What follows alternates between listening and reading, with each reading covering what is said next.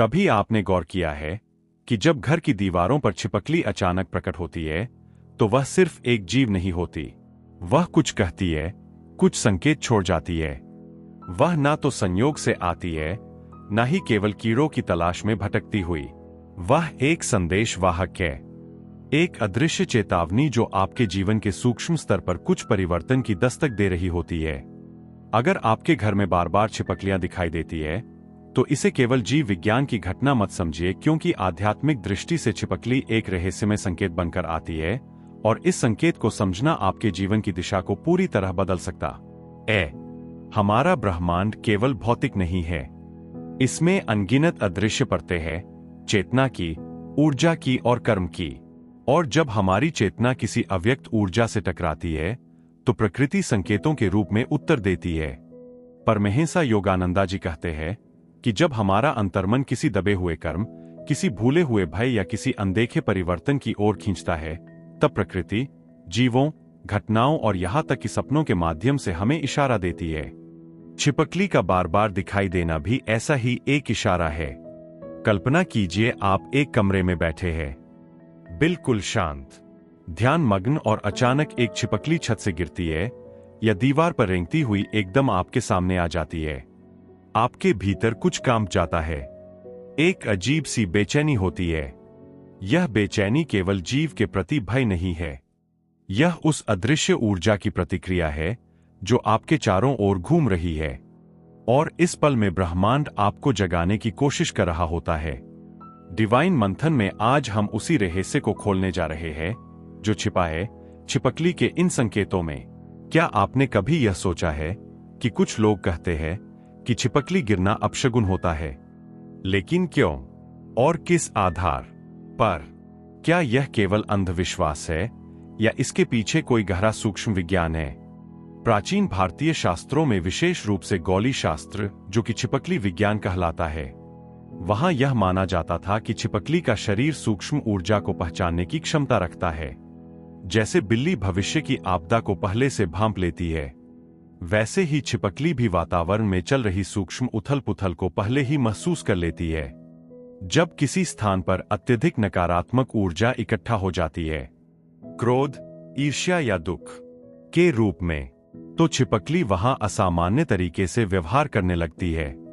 वह बार बार उसी स्थान पर आती है, गिरती है, दौड़ती है और कई बार अपने शरीर की कंपन से चेतावनी देती है।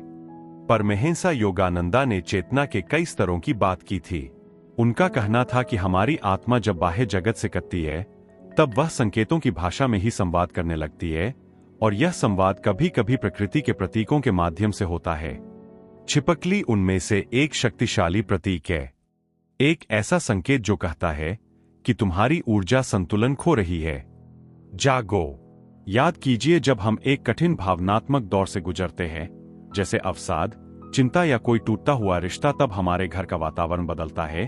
और इन परिवर्तनों को सबसे पहले पहचानते हैं वे जीव जो ऊर्जा की तरंगों पर जीते हैं, जैसे छिपकलियां। वे अक्सर उन स्थानों पर प्रकट होती है जहां या तो कोई भारी ऊर्जा रुकी हुई हो या फिर किसी बीते कर्म का प्रभाव उस स्थान को जकड़े हुए हो। ऐसे में छिपकली नकारात्मकता के विस्फोट से पहले आपको चेतावनी देने आती है, एक संरक्षक की तरह।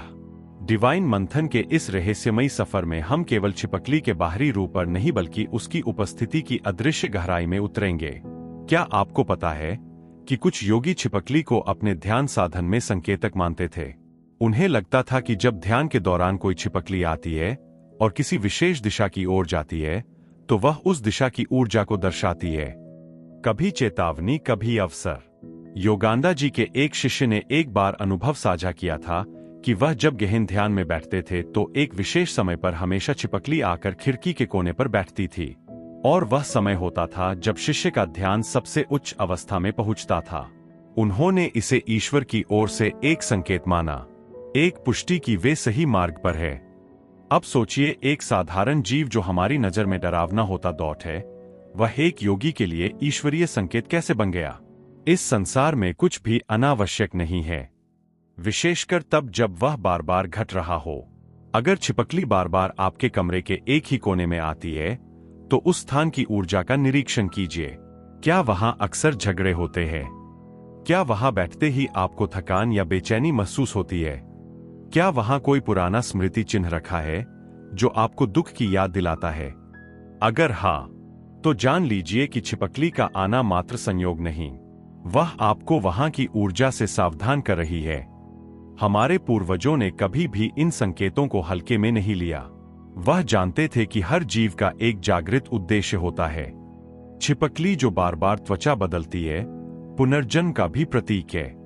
यह बताता है कि कोई पुराना अनुभव या जीवन पाठ अब दोबारा आपके जीवन में लौट रहा है, ताकि आप उसे इस बार ठीक से समझे और मुक्त हो जाए। योगानंदा जी कहते हैं कि जब तक हम चेतना के गहरे जल में नहीं उतरते तब तक हम जीवन के रहस्य नहीं समझ सकते, और जब हम उतरते हैं तब हमें हर कोना बोलता हुआ दिखाई देता है। हर जीव, हर घटना, हर वस्तु एक संदेश बन जाती है।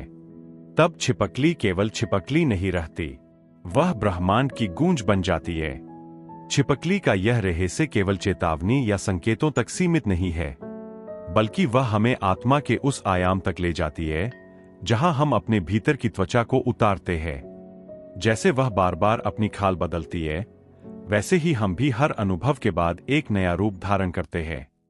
मन का, सोच का, दृष्टिकोण का। जब आपके जीवन में कोई बड़ा परिवर्तन होने वाला होता है, चाहे वह अच्छा हो या कठिन, तब भी छिपकली की उपस्थिति बढ़ जाती है। वह इस बात का प्रतीक है कि अब समय आ गया है स्वयं को बदलने का, पुराने को पीछे छोड़ने का और एक नई चेतना को अपनाने का। परमहंस योगानंदा का यह मानना था कि आत्मा स्थिर नहीं है, वह गतिशील है। हर अनुभव के साथ, हर कर्म के साथ वह अपनी दिशा बदलती है, और यदि आत्मा भ्रमित होती है तो ईश्वर किसी न किसी माध्यम से उसे मार्गदर्शन देता है। छिपकली का एक विशेष गुण है, वह स्थिर होकर भी हर क्षण चौकस रहती है। वह आपकी ऊर्जा की बारीकियों को पढ़ती है। जब आप उदासी में होते हैं तो वह कोने में छिप जाती है। क्रोध में होते हैं तो वह तेज गति से छिपने का प्रयास करती है, और जब आप ध्यान में होते हैं, शांत होते हैं, तब वह नजदीक आ जाती है, मानो आपकी ऊर्जा को डोट स्वीकार कर रही हो। घरों में जहां छिपकली अक्सर आती है, वहां कई बार यह भी देखा गया है कि कोई ना कोई अधूरा संकल्प पड़ा होता है। कोई ऐसा कार्य जो शुरू तो हुआ था लेकिन पूरा नहीं हुआ। अधूरी ऊर्जा का कंपन स्थिर नहीं रहता, वह विकृति उत्पन्न करता है। ऐसे में छिपकली उस असंतुलन की ओर इशारा करती है, और अगर आप सजग हैं तो आप यह पहचान सकते हैं कि किस विचार, भावना या कर्म को आपको पूर्ण करना है। यही आध्यात्मिक जीवन की मांग भी है, अधूरे में पूर्णता की खोज। कुछ लोग यह अनुभव करते हैं कि जब वे कोई नकारात्मक निर्णय लेते हैं, जैसे किसी पर श्राप भेजना, किसी का बुरा सोचना या किसी का नुकसान करना, तो उस क्षण या उसके तुरंत बाद छिपकली अचानक प्रकट होती है। यह केवल इत्तेफाक नहीं है, यह चेतावनी है कि ब्रह्मांड तुम्हारे कर्मों को देख रहा है और अब तुम्हें सावधान रहना चाहिए। छिपकली जैसे जीव जिनकी स्मृति और चेतना मनुष्य से अलग होती है, वे कर्मों के ऊर्जात्मक स्तर पर तुरंत प्रतिक्रिया करते हैं, और इसीलिए कुछ साधु यह भी मानते हैं कि अगर आप किसी कार्य को शुरू करने से पहले छिपकली को देखकर उसकी दिशा को पढ़े तो वह कार्य के परिणाम की ओर इशारा कर सकती है। दक्षिण की ओर जाती छिपकली से सावधानी, उत्तर की ओर जाती हुई से प्रगति, पूर्व की ओर से शुभता और पश्चिम की ओर से आत्मनिरीक्षण का संकेत माना जाता है। डिवाइन मंथन में हम मानते हैं कि चेतना का कोई कोना ऐसा नहीं होता जिसे ब्रह्मांड स्पर्श ना कर सके। जब छिपकली किसी वस्त्र पर गिरती है तो हमारे बड़े बुजुर्ग कहते हैं कि वह कुछ बताने आई है, और वे तुरंत पंचांग या शास्त्रों के आधार पर उसका अर्थ निकालते हैं। लेकिन असल सवाल यह नहीं है कि वह कपड़े पर क्यों गिरी। असल सवाल है कि उस क्षण आपकी चेतना किस स्थिति में थी। क्या आप दुख में थे, भय में थे, या निर्णय की दहलीज पर खड़े थे? क्योंकि वही आंतरिक ऊर्जा उस घटना को आकृष्ट करती है। परमहंस योगानंदा कहते हैं कि आत्मा को जब बाहर से कोई संकेत नहीं मिलता तब भीतर की बेचैनी उसे संकेत देती है। लेकिन जब आत्मा भीतर की भी आवाज नहीं सुन पाती तो प्रकृति हस्तक्षेप करती है। छिपकली का प्रकट होना विशेषकर अचानक उसी हस्तक्षेप की परिणति है। इसका तात्पर्य है, अब समय आ गया है कि तुम अपनी दृष्टि को और भीतर ले जाओ, उन प्रश्नों की ओर जिनसे तुम बचते आ रहे हो। आध्यात्मिक साधना करने वाले कई साधकों का अनुभव है कि छिपकली ध्यान की गहराई में बाधा भी बनती है और दिशा भी। जब साधना असंतुलित होने लगती है या जब साधक केवल सिद्धि के लिए साधना करता है, तब छिपकली की उपस्थिति उसे उसकी आत्मग्लानि का बोध कराती है। वो जैसे आंखों से झांक कर पूछती है, क्या तुम वाकई आत्मा की खोज में हो या फिर तुम सिर्फ चमत्कारों की तलाश कर रहे हो? छिपकली का यह नजरिया साधक को भीतर से जोड़ देता है, और जो साधक इस इशारे को पहचान लेते हैं वह अपनी साधना को और अधिक पवित्र बना लेते हैं। घर में जब अचानक बहुत अधिक छिपकलियां दिखने लगे तो यह भी संकेत हो सकता है कि कोई पुरानी ऊर्जा अब निष्क्रिय होने जा रही है। जैसे पुराने वृक्ष की छाया धीरे धीरे मिटती है, वैसे ही किसी पुराने अनुभव, विचारधारा या मानसिक बंधन की अंतिम परछाई को छिपकली महसूस करती है। इसलिए वह आपको बार बार दिखती है, क्योंकि आप अब भी उस पुराने वृत्त से पूरी तरह बाहर नहीं निकले हैं। अगर आप ध्यान दें तो आप यह जान सकते हैं कि किन विचारों को अब जाने देना है।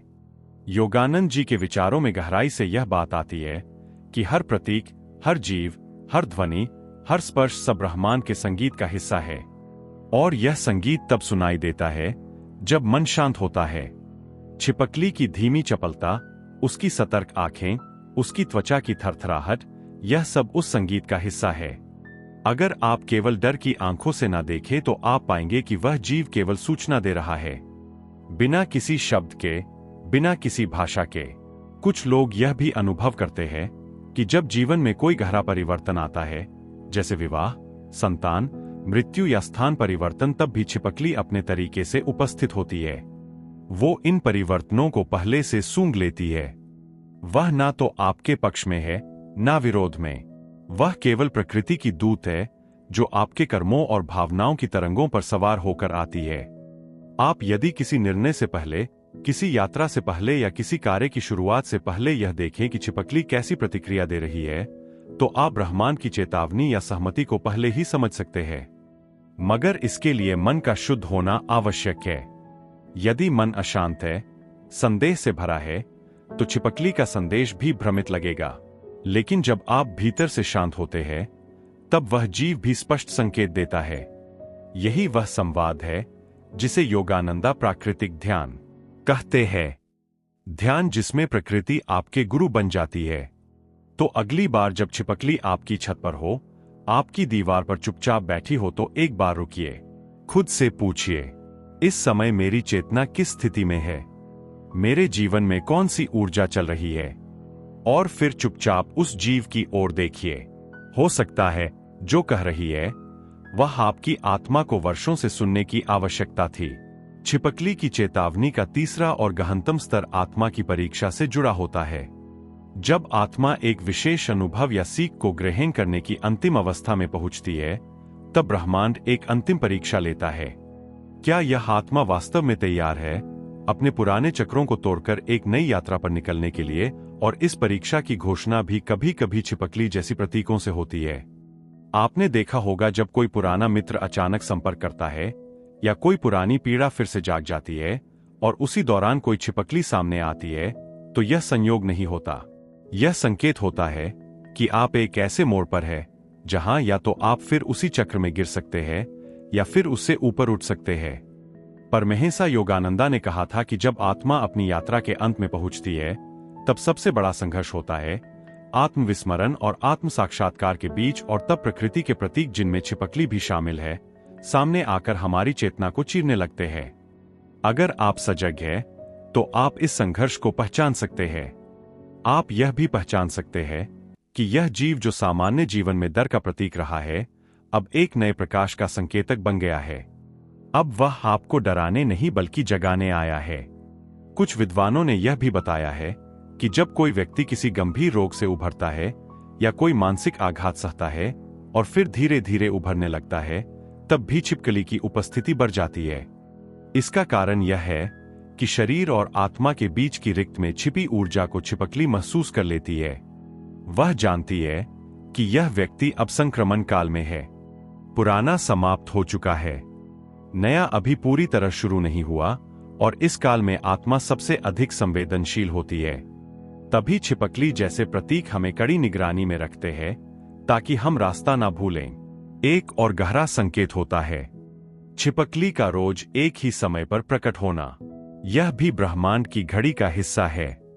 यदि आप देख रहे हैं कि किसी निश्चित समय जैसे प्रातः 4 बजे या रात 11 बजे छिपकली दिखाई देती है, तो ध्यान दीजिए कि उस समय आपकी चेतना क्या अनुभव कर रही है।